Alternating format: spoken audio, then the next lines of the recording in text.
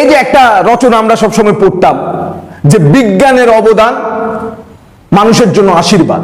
আমার কথা হলো আশীর্বাদ না, এটা বিজ্ঞান আগাচ্ছে তত মানুষ আস্তে আস্তে খারাপ হয়ে যাচ্ছে। আগে এক সময় আমরা কিছু বই, নিষিদ্ধ বই আমরা পড়তাম, সবাই মিলে কালেকটিভলি সবাই মিলে টাকা তুলে চাঁদা তুলে কিনতাম, কিনা সবাই মিলে একটা বাউন্ডারির মধ্যে ঢুকতাম, ঢুকে সবাই মিলে পড়তাম, একজনকে পাহারা দেওয়ার জন্য রাখতাম, কেউ আসলে আমাদের সিগন্যাল দিবি, যখনই কেউ আসতো করে কাশিয়া আমাদের ইয়া দিত, আমরা বন্ধ করে ফেলতাম, তখন খেলা শুরু করে দিতাম। এরকম করে খুব সতর্কতা অবলম্বন করে আমরা এটা পড়তাম।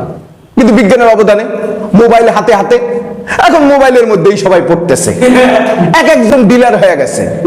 আপনি দুইজন একসাথে শুয়ে আছেন, একজন পড়তেছে হিস্টরি অফ জিন্স, আরেকজন দেখতেছে অটোবায়োগ্রাফি অফ জনি সিন্স।